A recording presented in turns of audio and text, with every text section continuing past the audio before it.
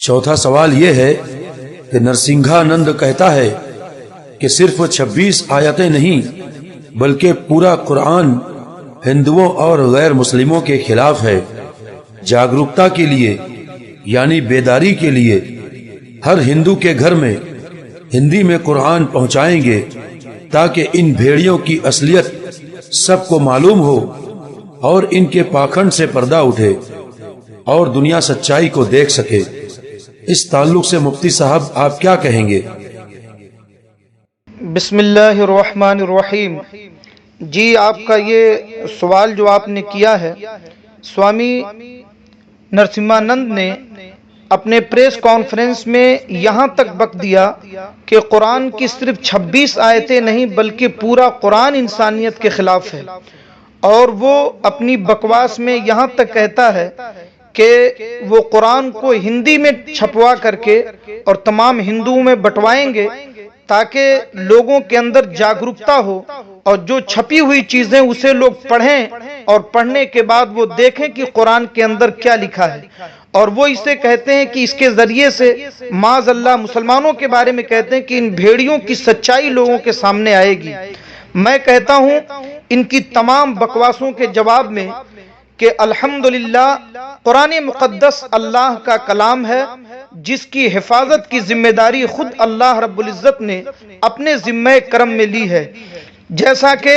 पारा नंबर 14 आयत नंबर 9 में अल्लाह इरशाद फरमाता है, इन्ना नहनु नज़्ज़लना ज़िक्र व इन्ना लहू लहाफ़िज़ून, कि हमने ही कुरान को उतारा और हम ही इसके मुहाफिज हैं। कुरान मुक़द्दस दुनिया में सबसे ज्यादा पढ़ी जाने वाली किताब है। पूरी दुनिया में 24 घंटे इसकी तिलावत होती रहती है। ये कुरान मुक़द्दस का एजाज है कि सहाबे कराम के जमाने से लेके आज तक और इंशाअल्लाह क़यामत की सुबह तक कभी भी किसी भी दौर में ये कागज कलम और लाइब्रेरियों का मोहताज नहीं रहा, बल्कि हजारों लाखों करोड़ों हाफिजों के सीनों में राज करता रहा है। ये खालिके कायनात का वो कलाम है जो किसी चीज का मोहताज नहीं है, इसका मुहाफिज खुद अल्लाह रब्बुल इज़्ज़त है। इसलिए हमारा ईमान है कि सारी दुनिया की ताकतें मिलकर के भी कुरान का कुछ नहीं बिगाड़ सकती, न वो कुरान को मिटा सकती हैं, न उसके अंदर कुछ घटा सकती हैं और न ही बढ़ा सकती हैं। बल्कि मैं पूरे यकीन के साथ कहता हूं कि मिटाने वालों की नस्लें मिट जाएंगी मगर कुरान मुक़द्दस कभी नहीं मिटेगा। मिटाने वालों की नस्लें मिट गईं और कुरान आज भी मुस्कुरा रहा है। अब जो लोग कुरान को अल्लाह का कलाम नहीं मानते और इस बुनियाद पर ऐसी अनाप शनाप बातें करते हैं और उसमें कमी ज्यादती की बातें करते हैं और वो ये मानते हैं कि इसमें आयतें इंसानियत के खिलाफ हैं, माज़अल्लाह, ये असल में उनकी जहालत की बुनियाद पर ये बातें हैं। मैं ऐसे लोगों को ये कहना चाहूंगा कि कुरान मुक़द्दस ने तो अव्वले दिन से एक चैलेंज पेश किया है, एक चैलेंज सारी दुनिया के सामने रखा है। अगर तुम कुरान को अल्लाह का कलाम नहीं मानते तो कुरान के उस चैलेंज को कबूल करके दिखाओ। अल्लाह रब्बुल इज़्ज़त पारा नंबर 1 सूरह बकरा आयत नंबर 23 और 24 में इरशाद फरमाता है, व इन कुंतुम फी रैबिम मिम्मा नज़्ज़लना अला अब्दिना फातू बिसूरतिम मिन मिस्लिही वदउ शुहदाअकुम मिन दूनिल्लाहि इन कुंतुम सादिकीन फ़इन लम तफ़अलू वलन तफ़अलू फत्तक़ुन नार अल्लती वक़ूदुहा अन्नास वल हिजारा उइद्दत लिल काफिरीन। अल्लाह रब्बुल इज़्ज़त ने साफ साफ चैलेंज रखा, अगर तुम कुरान को अल्लाह का कलाम नहीं मानते तो बहुत ज्यादा नहीं, कुरान की एक छोटी सी सूरह जैसी कोई सूरह बना के लाओ।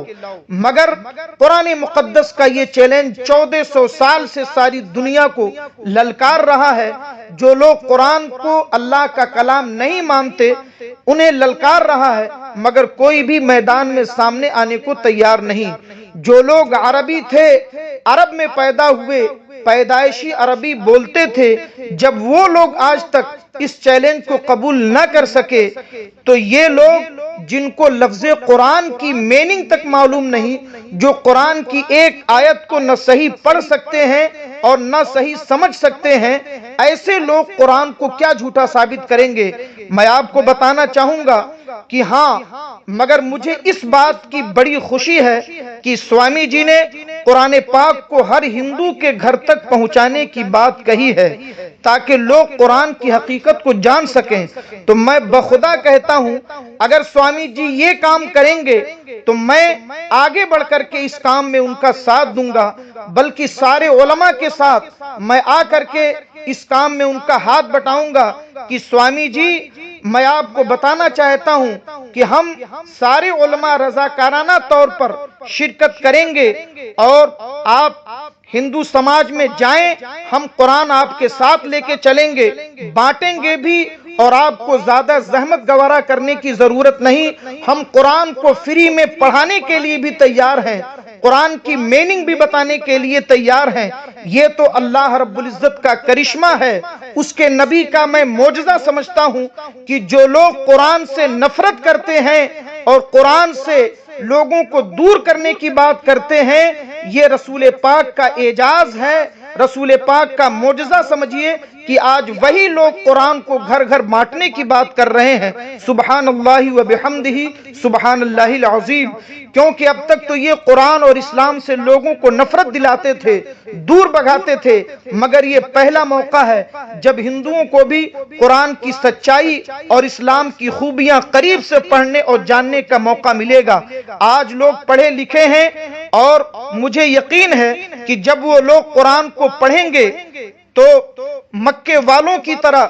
جب تک مکے والوں نے قرآن کو پڑھا نہیں تھا وہ نفرت کرتے تھے، جب تک قرآن کو سنا نہیں تھا وہ نفرت کرتے تھے، مگر جب انہوں نے قرآن کو پڑھا، قرآن کو سنا اور قرآن کو سمجھا تو ان کی نفرت جس طرح محبت میں تبدیل ہو گئی تھی، انشاءاللہ ٹھیک یہی حال بھارت کا ہوگا۔ جب بھارت کے لوگ قرآن کو پڑھیں گے، قرآن کو سمجھیں گے اور قرآن کے حکیمانہ باتوں کو قریب سے دیکھیں گے تو پھر انہیں سچائی قبول کرنے میں ذرہ برابر کوئی دقت نہ ہوگی، اس لیے کہ سچائی کا سورج جب سامنے آتا ہے تو جھوٹ اور فریب کی ساری بدلیاں خود بخود چھٹ جاتی ہیں۔ میں آپ کو بتانا چاہوں گا